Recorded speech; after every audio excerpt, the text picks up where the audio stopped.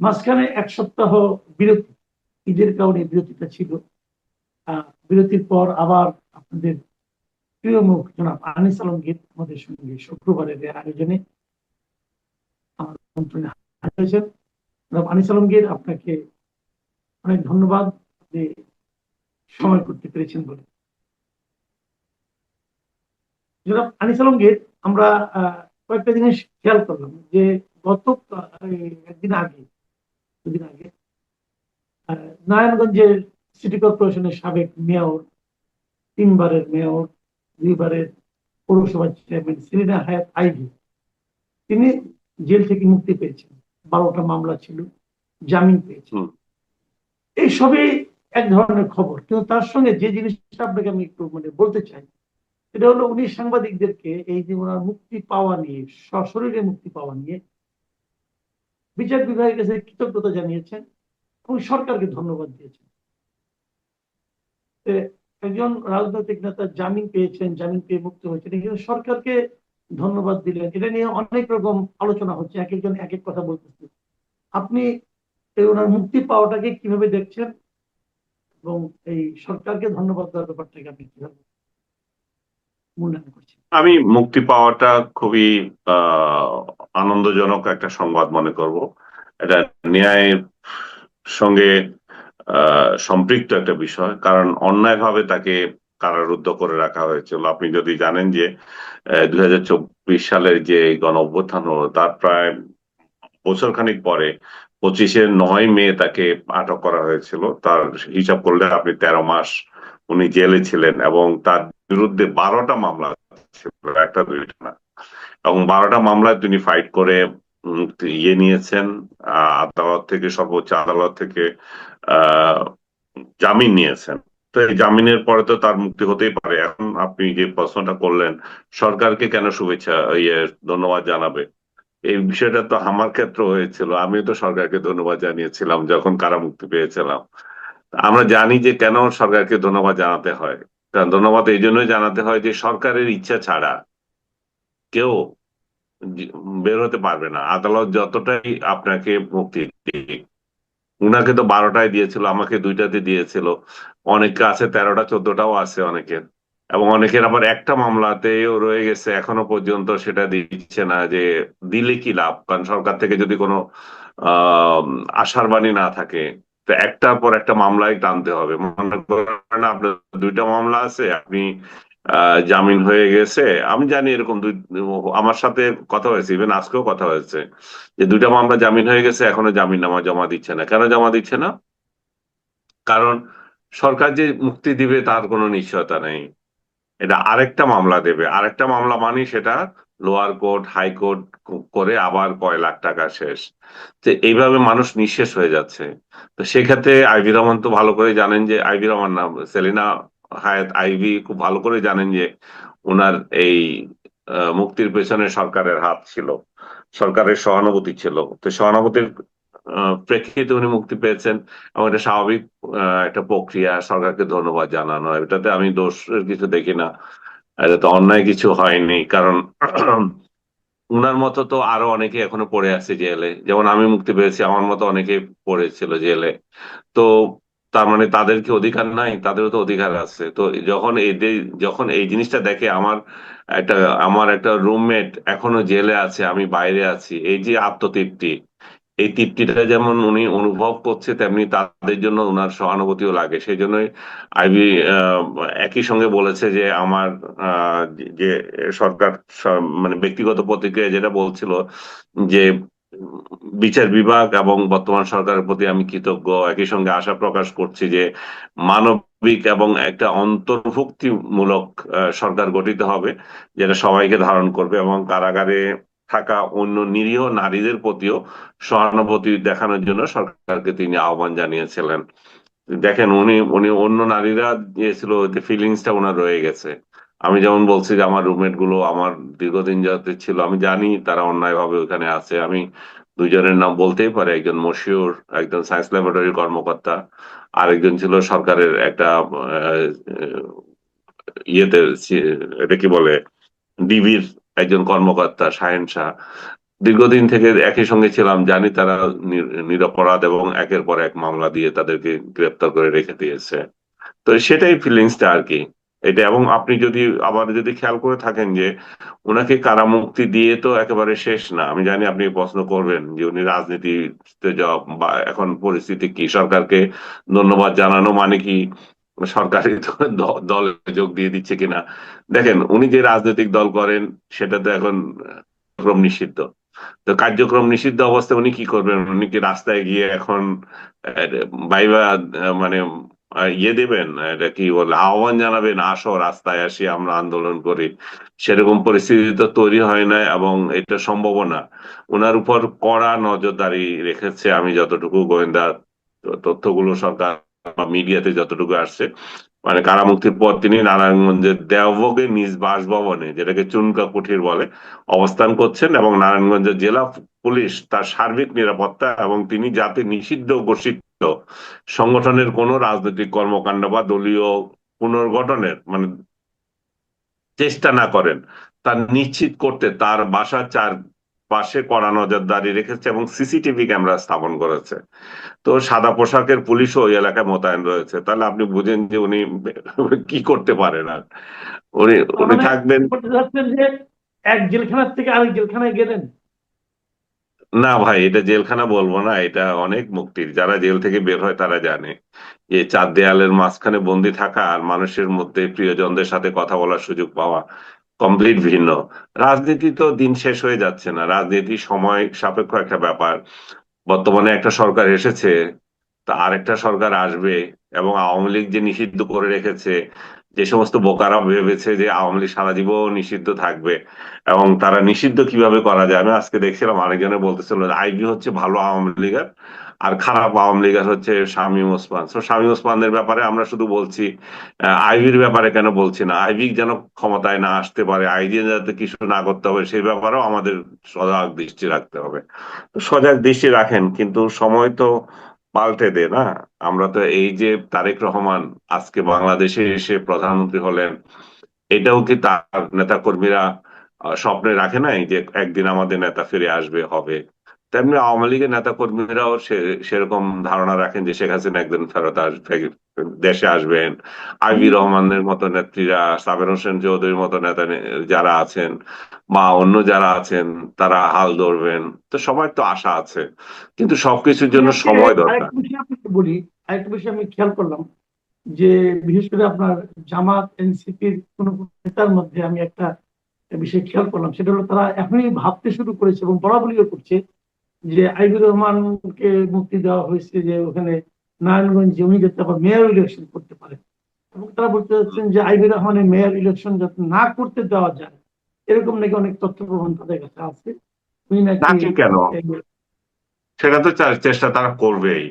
কারণ এই যে স্থানীয় সরকার পরিষদ নির্বাচনে যে ইয়েটা, আপনার আইনগুলো, এগুলোতে একটা বিরাট ধরনের পরিবর্তন আনতেছে সরকার। এই পরিবর্তনের মধ্যে দুই তিনটা ধারা যুক্ত করে দিচ্ছে। একটা হচ্ছে যে আপনার অনলাইনে সাবমিট করা যাবে না, আগে যেটা ছিল অনলাইনেও করতে পারতেন আপনি, সেটা এখন করতে পারবেন না। তার মানে আপনি যদি নমিনেশন পেপার দিতে যান তখন আপনাকে ঠেঙ্গিয়ে মানে ওইখানে মারবে, আপনি নমিনেশন পেপার দিতেই যাবেন না। দ্বিতীয়টা হচ্ছে যে ওখানে একটা ধারা সংযুক্ত করছে, আপনি আহ এর মধ্যে কোনো নিষিদ্ধ ঘোষিত সংগঠনের সদস্য কিনা।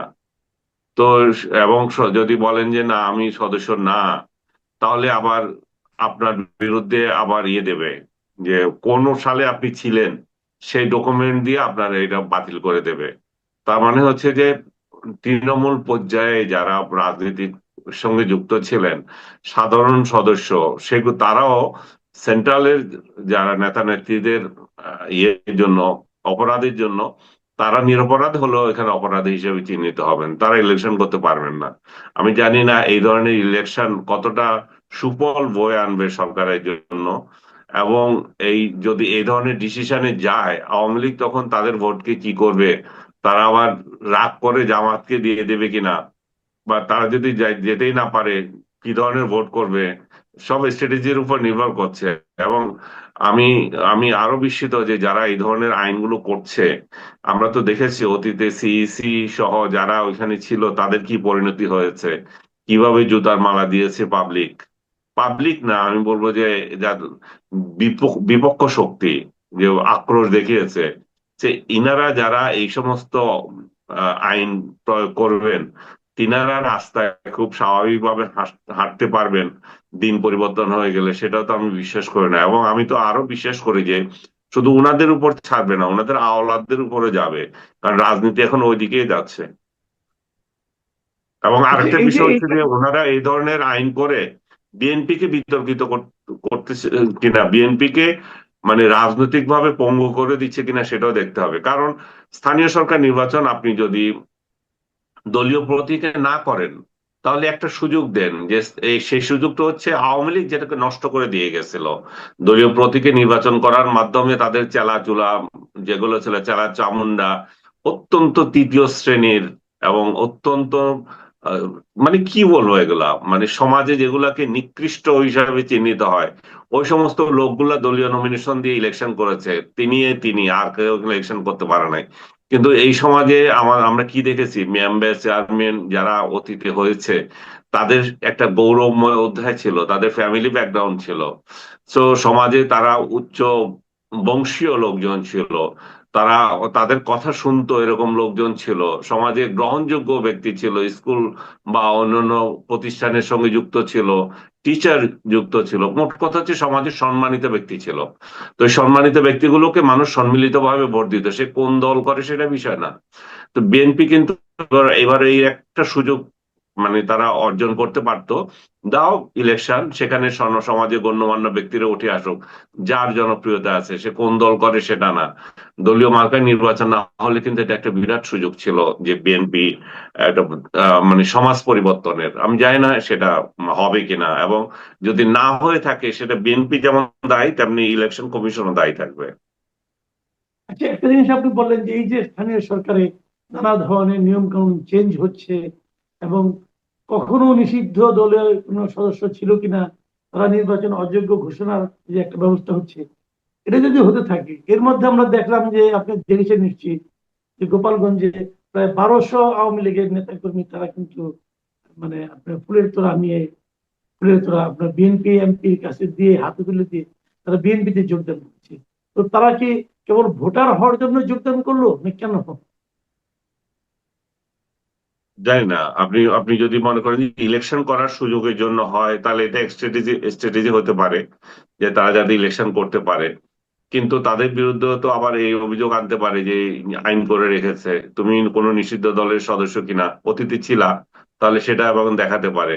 তো সরকার সেটার কত টাকা অনুকম্পা তাদেরকে দেখাতে পারবে বা ছাড় দেবে আমি জানি না। বাট এই ধরনের যোগদান মানে এগুলো কোনো ইনসিগনিফিকেন্ট, এগুলো তো কিছু আসে যায় না।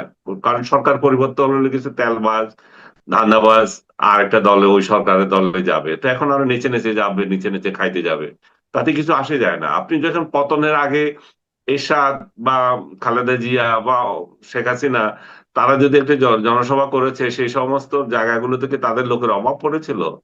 অভাব তো হয় না। এগুলো এসব অ্যারেঞ্জ গেমে কিছু আসে যায় না। মূল বিষয়টা হচ্ছে স্বতঃস্ফূর্ততা আছে কিনা এখানে, এগুলাতে স্বতঃস্ফূর্ততা কিছু আমি আছে বলে মনে করি না। কারণ এই সমস্ত ধান্দাবাজ লোক সবসময় থাকে, এক দল থেকে আরেক দলে যায়, এই যাওয়াই এদের ধর্ম। জি, আমি একটু আরেকটা প্রসঙ্গে একটু আসতে চাই। সেটা হলো আমাদের পররাষ্ট্রমন্ত্রী ডক্টর হুম। খলিলুর রহমান। উনি এই জাতিসংঘের সাধারণ পরিষদের সভাপতি নির্বাচিত হয়েছেন এবং হুম। এখনো প্রশ্ন উঠছে যে উনি কি তাহলে ওখানে কিভাবে যাবেন, উনি কি ছুটি নিয়ে যাবেন নাকি সব পররাষ্ট্র মন্ত্রণালয় থেকে চাকরি হুম। ছেড়ে দিয়ে যাবেন, এটা নিয়ে আলোচনা। ওনাকে জিজ্ঞাসা করা হয়েছিল, উনি কোনো সুস্পষ্ট হুম। জবাব দেননি। তো এই যে পুরো ঘটনা, এই খলিল সাহেবকে নিয়ে কিন্তু শুরু থেকেই না নানা ধরনের বিতর্ক হচ্ছিল, নানা ধরনের প্রশ্ন হুম। উঠছিল। সে সমস্ত বিতর্কের হুম। নিরসন কখনোই হয়নি, প্রশ্নের জবাব কখনই পাওয়া যায়নি এবং ওনার হুম। শনৈ শনৈ বৃদ্ধি হুম। ঘটছে, শনৈ শনৈ ওনার কেরিয়ার বিল্ড আপ হচ্ছে। কি বলবেন এই নিয়ে? ওনার সিভিটা তো খুব ভালো। ব্যক্তিগত ভাবেও আমি যদি মনে করি যে ওনার পড়াশোনা তো অনেক ভালো, উনি ফার্স্ট ক্লাস পাস হয়েছেন, হার্ভার্ডে পড়েছেন, পিএইচডি ডিগ্রি দাঁড়িয়ে, ওনার কিন্তু অনেক কিছুই বেটার আছে। কিন্তু ওনার বদনাম যেটা হচ্ছে, উনি এদেশের লোক না। উনি পাকিস্তান মানে পাকিস্তানে বলবো না, উনি আমেরিকার লোক এবং আমেরিকার তাবেদারি করার জন্য এখানে এসেছেন। এবং এর আগে যে সরকারের অধীনে ছিলেন তিনি, ফখরুদ্দিন সরকারের অধীনে উনি ছিলেন, সেখানে ওনার অতীত ইতিহাস ভালো না, ওনার ব্যক্তিগত ইতিহাস কলঙ্কিত ছিল। মানে ব্যক্তিগত জীবনের অনেক কিছু মিডিয়া এসেছে খুব ন্যাক্কারজনক। বাট এবং ডক্টর ইউনূসের আমলে যখন উনি আসলেন, তখন উনি সিগনিফিকেন্ট কিছুই দেখাতে পারেন না, সেই একই ঘটনা, মানে ঠন ঠন শুধু। কিন্তু তার শনৈ শনৈ তার পদোন্নতি হয়েছে দেখেন।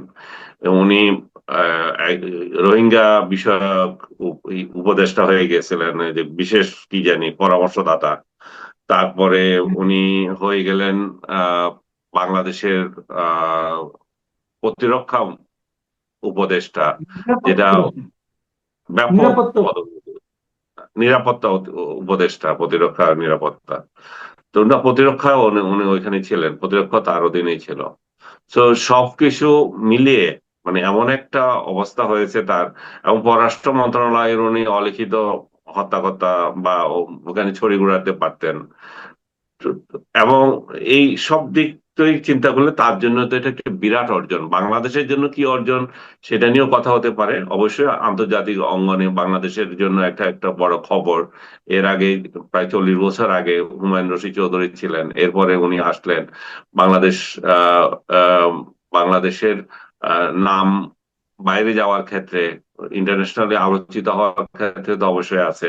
193টি সদস্য যারা মানে ভোট দিয়েছিল, তার মধ্যে উনি উম, প্রায় 5 না 6টা, উনি 91টা ভোট পাইছে ওনার প্রতিদ্বন্দ্বী, আর উনি বোধহয় 99টা পেয়েছেন। হ্যাঁ, উনি 99টা পেয়েছেন, ওনার প্রতিদ্বন্দ্বী 91টা। মানে হাড্ডাহাড্ডি লড়াই হয়েছে, খুব যে ফালতু লড়াই হয়েছে তা না।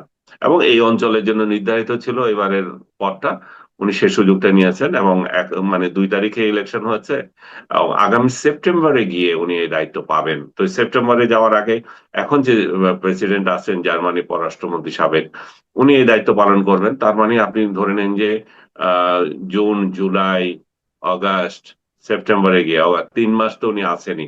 তো এই 3 মাস তো উনি অবশ্যই বাংলাদেশের পররাষ্ট্রমন্ত্রী হিসাবে তো দায়িত্ব পালন করতে পারছেন, এখানে তো কোনো বাধা নেই। এবং এরপরে উনি, যেটা আমরা মিডিয়াতে দেখেছি যে উনি 1 বছরের জন্য লিয়েনে যাবেন কথা ছিল, এখন যাবেন কি যাবেন না সেটা তার উপর নির্ভর করছে। তো আমার মনে হচ্ছে যে সরকারের উচিত তাকে ওই 1 বছরের জন্য ছেড়ে দেওয়া, এবং 2টা পোস্ট একসঙ্গে হোল্ড করা মানে হচ্ছে যে একটা গুরুত্বপূর্ণ পোস্ট এখানে, মানে বাংলাদেশের একটা গুরুত্বপূর্ণ জায়গা এখানে আরেক অবহেলা হবে। এখানে আরেকটা লোককে এখানে তখন রিপ্লেসমেন্টের দেওয়া দরকার, কিংবা ওনার জায়গায় তখন অন্য কেউ ওই দায়িত্ব পালন করতে হবে। এটা যদি হয় বেটার। এবং আপনি যদি বলেন যে ওনার এই অর্জনে বাংলাদেশের কি হয়ে গেছে, বাংলাদেশ কি পেয়ে যাবে, সেই দিক থেকে আমি বলবো যে আহামরি কিছু আসছে না। বাংলাদেশ একটা, বাংলাদেশের একজন প্রতিনিধি একটা ভালো জায়গায় গেছে, এটা শুনতে ভালো লাগে, আমাদের সবাই আমরা এটা নিয়ে তৃপ্তি বোধ করব। কিন্তু বাংলাদেশের অর্জনের দিক থেকে ঘোড়া ডিম কিছুই হবে না। বাংলাদেশের একটা বড় সমস্যা হচ্ছে রোহিঙ্গা ইস্যু। সেই ইস্যুতে তো উনি নিজেই যখন এখানে ছিলেন তখন কিছুই করতে পারেন নাই। এখন তো আবার নিরপেক্ষ অবস্থানে গিয়েছেন, উনি তো এখন আবার বড় ভূমিকাও নিতে পারবেন না। উনি তো জাতিসংঘের সাধারণ পরিষদের সভাপতি। সাধারণ পরিষদ হচ্ছে ওই জায়গা, সিকিউরিটি কাউন্সিলে যেগুলা আলাপ আলোচনার মাধ্যমে সমাধান হয় না, এই সাধারণ ইস্যু যে মাঝে মধ্যে আসতে পারে এখানে, তারা প্রভাব বিস্তার করতে পারে, এরকম ইনস্টেন্স খুবই কম। তারপরেও মানে যে ওনারা এটার উপরে খবরদারি করার ক্ষমতা রাখেন। কিন্তু বাস্তবতা হচ্ছে যে এই জাতিসংঘের এই সাধারণ পরিষদ হচ্ছে একটা টকিং ক্লাব। এটা এটা ওই যে একটা টক শো করে, আপনি আমি যেমন টক শো করি, যেটার পরিণতি কতটুকু আসে সেরকম মানুষ চিন্তা করে, সেরকম একটা আপনি টক বলতে শো। চাচ্ছেন অবসর অ্যাঙ্করের মতো? উনি অ্যাঙ্কর। ওই টক শো হবে সেপ্টেম্বর থেকে। সারা পৃথিবী থেকে টক শোর জন্য কিছু লোক যাবে, আজাইরা কিছু লোক নিয়ে যাবে। আমি তো গেছি, আপনি গেছেন কিনা জানি না, ওই টক শোতে আমি অংশ নিয়েছিলাম। ফালতুর ফালতু, এর থেকে মানে ইনসিগনিফিকেন্ট মানে ইস্যুস খুবই কম আছে, যেটা ইন্টারন্যাশনাল মিডিয়া আছে যারা কাভার করছে চলে আসছে। এই জাতিসংঘ সাধারণ পরিষদের কাভার করা মানে হচ্ছে যে ইসরায়েলের কি হলো, ইরানের সাথে কি গোতাগতি হলো, আফ্রিকান দেশগুলোর কোন নেতা দুই একজন ছিল আগে, মানে লিবিয়ার যে ছিল মনে করেন গাদ্দাফি, সে কি বক্তৃতা দিল, খোমেনি কি বক্তৃতা দিল, খাতামি কি বক্তৃতা দিল, এইটাই। বাকিগুলোরে কেউ চিনে না, জানে না, এগুলোরে কেউ গণেও না। তো এগুলো হচ্ছে মানে একদম এটা বিনোদন মেলা আর কি, তখন যায় এরা খেয়ে দিয়ে আসে। তো ওইটার উনি টকিং ক্লাবের উনি অ্যাঙ্কর, আর কিছুই না। যে আমরা আলোচনা শেষ করব, শেষ করার আগে আমি একটা ছোট্ট প্রসঙ্গ তুলতে চাই। এটা হলো, দেখেন, দেশের ভালো মন্দ নিয়ে অনেক আলোচনা হচ্ছে, মানুষের বিদ্যুতের দামও বেড়ে গেল, জ্বালানি তেলের দামও বাড়লো। এর মধ্যে ব্যাংকিং ব্যবস্থায় আমরা ভেবেছিলাম যে একটা বোধহয় সুবাতাস বইবে, কিন্তু সেখানেও মনে হয় একটা ঝামেলা চলছে। এরই হুম। মধ্যে 5টা ব্যাংকে মানে একীভূত করা হয়েছে, সেটা হচ্ছে প্রায় 75 লাখ গ্রাহক কিন্তু এখন তাদের মানে জমা দেওয়ার টাকাই ফেরত পাচ্ছে না। এর মধ্যে আবার ইসলামী ব্যাংক নিয়ে আরেক ঝামেলা হচ্ছে, এমন এক লোককে চেয়ারম্যান বানানো হয়েছে যে নাকি আগে বাংলাদেশ ব্যাংকের খুবই মানে সমালোচিত একজন ডেপুটি গভর্নর ছিলেন। এটা নিয়ে ইসলামী ব্যাংকের গ্রাহকরা আন্দোলন করছে। এই সব মিলিয়ে আপনি কোনো কোনো কিছু দেখতে পান কিনা?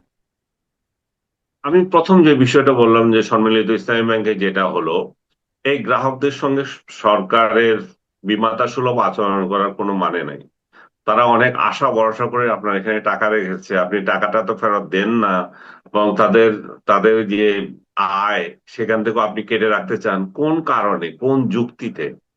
এই দেশটা শুধুমাত্র জনগণ থেকে কেটে কেটে নেবে? আপনি যেভাবে বলছিলেন বিদ্যুতের দাম বাড়ছে, তেলের দাম বাড়ছে, শুধু বাড়তির উপরে আছে, কিছু কমতি কিছু নাই।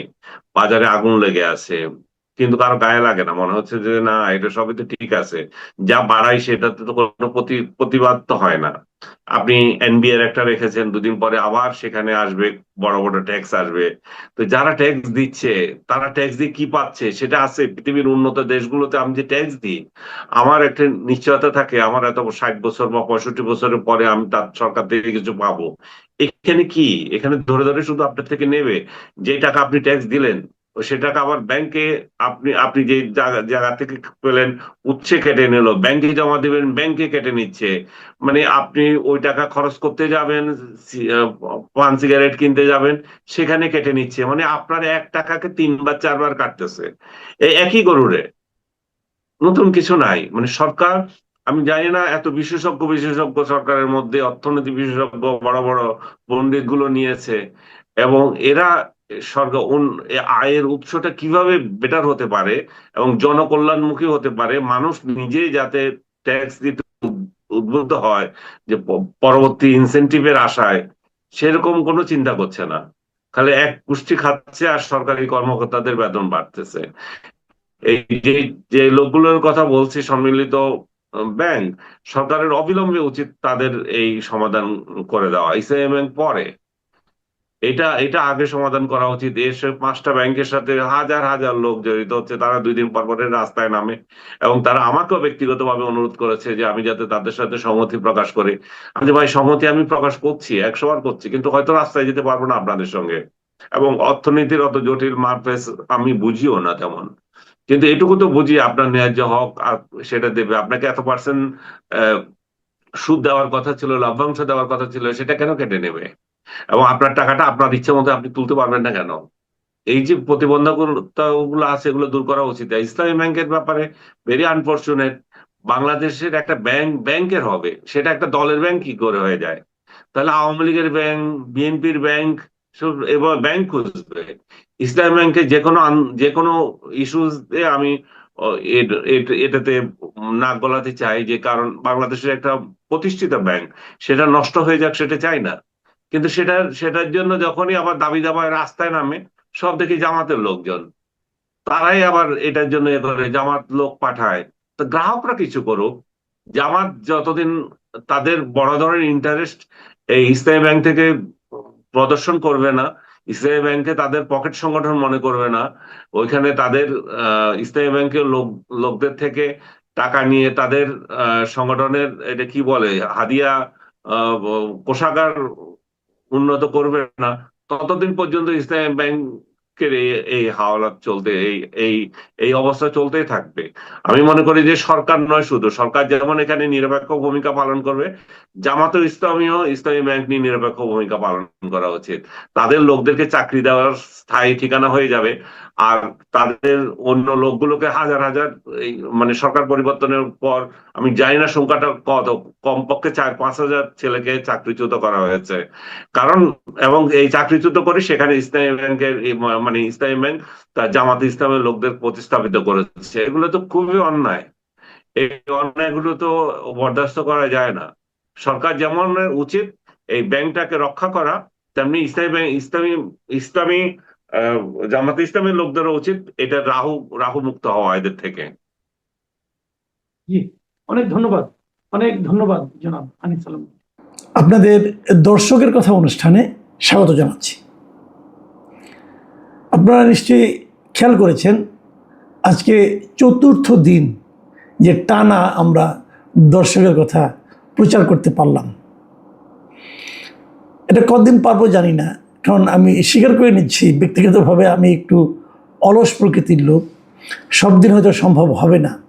তারপর আমি চেষ্টা করব যে বিকেল 4টার এই যে স্লটটা, এটা 4টার সময় একটা যে কোনো একটা কন্টেন্ট এখানে দেওয়ার জন্য, এবং আমার চেষ্টা থাকবে দর্শকের কথাই দেব। মাঝে মাঝে দর্শকের কথা পরিবর্তে হয়তো অন্য কোনো সাধারণ কন্টেন্ট যাবে। এর যাওয়ার অর্থ হচ্ছে রাত 9টা থেকে 10টার মধ্যে যে কন্টেন্ট আমি দিই ওটাও থাকবে, আবার এটাও 3টা থেকে 4টার মধ্যে থাকবে। সত্যি কথা বলতে কি নিজেরকে একটু প্রশংসা করতে ইচ্ছা করছে, কারণ আমার মতো লোক পরপর 4 দিন পেরেছে, এটা অনেকটা আমার জন্য বিস্ময়কর ঠেকছে। যাই হোক, আমি চেষ্টা করব। আজকে যে কন্টেন্টগুলো থেকে নিচ্ছি জিনিসগুলো, এটা আমরা একটা কোনো কন্টেন্ট থেকে নিইনি। বিভিন্ন কন্টেন্টে বিভিন্ন জন মন্তব্য করেছেন, সেখান থেকে আমি নিয়েছি। এবং এগুলির ক্ষেত্রে একটা জায়গায় ঐক্য পাবেন, সেই জায়গাটা হলো জামাত সম্পর্কিত প্রায় অধিকাংশ কন্টেন্টে, এই অধিকাংশ কমেন্টই আমার এসেছে, আমি যেগুলি পড়ছি সেগুলো জামাত সংক্রান্ত, জামাতের ভালো মন্দ, জামাতের সমালোচনা, প্রশংসা ইত্যাদি। এর মধ্যে মুক্তিযুদ্ধ নিয়েও একটা আছে, তো আমার সম্পর্কেও দু একটা সমালোচনা আছে। প্রথম যে কন্টেন্টটা পড়ছি আমি, এটা লিখেছেন মোহাম্মদ শহীদুল মিয়া। তিনি লিখেছেন, মাসুদ কামাল ভাই সালাম নেবেন, অনেক কমেন্ট করেছিলাম, কিন্তু দুঃখের বিষয় আপনি কোনো দিন আমার কমেন্টের জবাব দেননি। তাতে আমার মন খারাপ নাই। আজকের এটা আমার ভিন্ন প্রশ্ন, জয় বাংলা স্লোগানটি দিলে কতদিনের জেল এবং জরিমানা কতটুকু হবে, সেটা যদি সরকার স্পষ্ট করতো তাহলে জনগণ বুঝতে পারত। আপনার মন খারাপ নাই জানলাম, আমি আপনার কমেন্টের জবাব দিইনি, এটা অবশ্যই আমার অপরাধ। কিন্তু ভাবুন, নর্মালি আপনি দেখবেন আমার প্রত্যেকটা কন্টেন্টের কমেন্ট কিন্তু 5 শতাধিক করে হয়, 500-700 এরকম হয়, কখনো কখনো সেটা 2000-3000 পর্যন্ত হয়। তো আমি তো দর্শকের কথা অনুষ্ঠানে ম্যাক্সিমাম 12টা, 13টা, 14টা এই কমেন্ট নিয়ে আমি আলোচনা করতে পারি, আজকে করবো আরও কম। কাজে এই 500-600 থেকে যদি আমি ধরি, এই 7-8টা বাছাই করা কিন্তু অনেক সময় জটিল হয়ে যায়। কাজে আমি আসলে কে কমেন্টটা করেছেন এটা কিন্তু দেখি না, আমি দেখি হলো বিষয়বস্তুটা কী, বিষয়বস্তুর মধ্যে যদি নতুনত্ব থাকে সেটাই আমি গ্রহণ করার চেষ্টা করি। আবার একই ধরনের বিষয় নিয়ে 4-5 জন কমেন্ট করেন, প্রথম যেটা কমেন্ট আমার ভালো লাগে 4-5টার মধ্যে ওটা আমি নিয়ে নিই। কাজেই আপনি বুঝতেই পারছেন যে কেন আপনারটা জবাব দেওয়া হয় না। মন খারাপ করবেন না ভাই, নিশ্চয়ই একদিন দেবো, আজকে তো দিলাম। আপনার প্রশ্নের জবাবটা দিই, জয় বাংলা স্লোগানটা দিলে কতদিনের জেল হবে, জরিমানা হবে, এটা আপনি সরকারকে স্পষ্ট করতে বলেছেন। আমি নিশ্চিত সরকার এটা স্পষ্ট করতে পারবে না। এই কারণে জয় বাংলা স্লোগান দিলে কারো জেল জরিমানা হওয়ার কথা নয়, কারণ সরকারের একটা আইনের বলে আওয়ামী লীগের রাজনৈতিক কর্মকাণ্ড নিষিদ্ধ করেছে, কিন্তু যিনি আওয়ামী লীগ করেন না তিনিও জয় বাংলা স্লোগান দিতেই পারেন, কোনো ব্যাপার তো না। এটা তো আওয়ামী লীগের প্রপার্টি নয়, যে কেউ স্লোগান দিতে পারে। এখন স্লোগান দিলে সে আওয়ামী লীগ হয়ে যাবে? আমি তো নিজে তেমন করি না। দেখুন, আমি তো নিজে আওয়ামী লীগ করি না, কিন্তু আমি তো জয় বাংলার পক্ষে বলছি। তাই আমি মনে করি জয় বাংলা যে কেউ বলতে পারবে, এটা এখানে দলীয় কোনো সীমাবদ্ধতা থাকা উচিত নয়। এবং এটা নিয়ে আমি গতদিনও বলেছি যে বিভিন্ন মানে আমাদের দেশেরই বিভিন্ন রাজনৈতিক ব্যক্তিত্ব অনেকেই কিন্তু এই স্লোগান এক সময় দিয়েছেন। আমার পরের যে কমেন্টে লিখেছেন অ্যালেক্স তাহমিদ, মাসুদ ভাই আপনি আসলে খুবই চালাক মানুষ, নিজেকে নিরপেক্ষ প্রমাণ করতে বহু চেষ্টা করে যাচ্ছেন। আমি শুরু থেকে আপনার সবগুলো ভিডিও মন দিয়ে শুনি। আপনি খুবই সুকৌশলে জামাতের বিরুদ্ধে নেগেটিভ ন্যারেটিভ দাঁড় করানোর চেষ্টা করে যাচ্ছেন। প্রিয় ভাই, মানুষ এখন এতটাও বোকা না, সকল তথ্য উপাত্ত মানুষ এখন যাচাই বাছাই করে। তাই সুকৌশলে বিভ্রান্তিকর তথ্য না ছড়িয়ে যৌক্তিক সমালোচনা করেন, তখন আমরা মেনে নেব। প্রথমত প্রশ্ন হলো যে আপনি যে কথাটা বলেছেন আমার ব্যাপারে যে আমি বিভ্রান্তি ছড়াচ্ছি, বিভ্রান্তিকর তথ্য ছড়াচ্ছি, সেটা কোনটা? মানে অতি সরলীকৃত বক্তব্য দিলে তো হবে না ভাই, আমাকে বুঝিয়ে দেন। আমাকে যদি আপনি চোখে আঙুল দিয়ে দেখিয়ে দেন যে এই তথ্যটা আপনার বিভ্রান্তিকর, এটা আপনি কেন ছড়াচ্ছেন, আমি যদি বুঝি যে হ্যাঁ আসলেই বিভ্রান্তিকর, আমি আপনার কাছে ক্ষমা চেয়ে সেই আমার বক্তব্যটা প্রত্যাহার করে নেব। আমার দিক থেকে কিন্তু কোনো আপত্তি নেই। আরেকটা হলো জামাতের বিরুদ্ধে বলতে গেলে সুকৌশলে ন্যারেটিভ দাঁড় করাতে হবে কেন? এখানে কৌশলে কিছু নাই। আমি যখন কোনো দলের সমালোচনা করি, সেটা আওয়ামী লীগ হোক, জামাত হোক, বিএনপি হোক, এনসিপি হোক, যে কোনো দলের বিরুদ্ধে যখন আমি সমালোচনা করি, আমি কখনোই সুকৌশলে করি না, আমি সরাসরি করি। যারা আমাকে চেনেন, যারা আমার অনুষ্ঠান দেখেন, তারা অন্ততপক্ষে এই একটা কথা মানবেন যে আমি পেঁচিয়ে পেঁচিয়ে কথা বলি না। আমি যা বলি সরাসরি বলি, আমি যা বলি স্পষ্ট ভাষায় বলি। কাজেই আমি যখন জামাতের সমালোচনা করি, আমি যখন সুকৌশলে বলি না, আমি খুব সহজ সরলভাবেই জামাতের সমালোচনা করি। এবং একই সহজ সরল ভঙ্গিতে আমি আওয়ামী লীগেরও সমালোচনা করি, শেখ হাসিনারও সমালোচনা করি, বিএনপিরও সমালোচনা করি, এবং এই যে বর্তমান প্রধানমন্ত্রী তারেক রহমান, আমি ওনারও বহুবার সমালোচনা করেছি এরকম ভঙ্গিতেই। এর পেঁচানোর কিছু নাই। আমি জামাতকে পেঁচাবো কেন? জামাতকে সুকৌশলে জামাতের বিরুদ্ধে ন্যারেটিভ দাঁড় করাবো কেন? আমি তো জামাতকে ভয় পাই না ভাই। আপনারা তো জামাত করেন, কিন্তু আপনাকেও বলছি ভাই, আমি বাংলাদেশের কোনো পলিটিক্যাল পার্টিকে ভয় পেয়ে কথা বলি না, ভালোবেসেও বলি না। তারা যখন কোনো ভালো কিছু করেন প্রশংসা করি, যখন মন্দ কিছু করেন সমালোচনা করি। এবং এই সব কিছুর পেছনে কিন্তু আছে একটা চিন্তা আমার। সেই চিন্তাটা হলো, আমি চাই যে প্রত্যেকটা রাজনৈতিক দলের আলাদা আলাদা রাজনীতি থাকতে পারে, কিন্তু তারা অপরাজনীতি করবে না। মানে জামাত যে রাজনীতির কথা বলবে তারা সেটাই করবে, একটা বলে আরেকটা করবে, মানে হিপোক্রেসিরা তাদের মধ্যে থাকবে না। আমি এটা চাই, তাহলে আমি দলগুলিকে চিনতে পারবো। আমি জামাতের একজন এমপির সমালোচনা করেছিলাম, শফিকুল ইসলাম মাসুদের। তো কিন্তু অপতথ্যটা কোথায়? উনি যা যা বলেছেন আমি তাই তাই বলেছি, কিন্তু অপতথ্য কোথায় পেলেন আপনি? এবং উনি যেটা বলেছেন, জামাতের আমিরকে এই কথাগুলি বলবেন না তো। জামাতের আমির তো খুবই চিন্তা ভাবনা করে কথা বলেন। ভুল মানুষেরই হয়, হতে পারে, কিন্তু উনি যে অধ্যত্বটা প্রকাশ করেছেন, এটা জামাতের কোন নেতা, এরপর আজকে তো 4-5 দিন হয়ে গেল, জামাতের কোনো একজন নেতা কি বলেছেন যে শফিকুল ইসলাম মাসুদ যা বলেছেন সেটা ঠিক বলেছেন? শফিকুল ইসলাম মাসুদ বলেছেন যে খালি ভোট দিয়ে এমপি হওয়া যায় না, পাওয়ার খাটাইতে হয়। এটা কি জামাতের কোনো একজন লিডার বলেছেন? তো বলেননি। তা আপনি শফিকুল ইসলাম মাসুদের জন্য ওই পক্ষ নিচ্ছেন কেন? আবার শফিকুল ইসলাম মাসুদ একটা ভালো কথা বলেন, আমি দেখবেন তার সমালোচনা না, প্রশংসাই করব। যাই হোক, পরের কমেন্টে লিখেছেন রুবেল খলিফা। তিনি লিখেছেন, আসসালামু আলাইকুম, আপনার কাছে অনুরোধ রইল আপনি তথ্য নিয়ে দেখুন, যেখানে জামাতের সাংগঠনিক শক্তি কম সেখানে জি হুজুর ভাবে চলে, আর যেখানে তাদের সাংগঠনিক শক্তি বেশি সেখানে তাদের আইন চলে। আপনার এই কথাটা আমি যতটুকু বুঝতে পারি, দেখি, বিভিন্ন জনের সঙ্গে কথা বলে, এই কথাটা সম্ভবত ঠিক।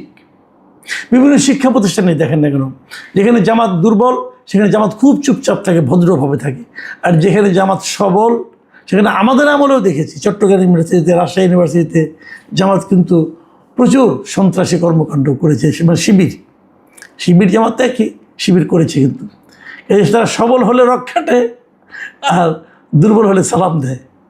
যাই হোক, আপনার এই বক্তব্যের সঙ্গে আমি খুব একটা দ্বিমত করছি না। মতিউল লিখেছেন, মাসুদ কামাল ভাই, আপনারা একটা কথা বুঝতে পারলাম না। এমপি জনগণের সেবক, আবার আপনারাই বলেন এমপির কাজ হলো সংসদে আইন পাশ করা। কথাটা কেমন হলো? না, কথাটা কিচ্ছু হয়নি, কথাটা ঠিকই আছে। তারা সংসদে যাবে আইন পাশ করতে, কেন যাবে? এটাও তো জনগণের একটা সেবা।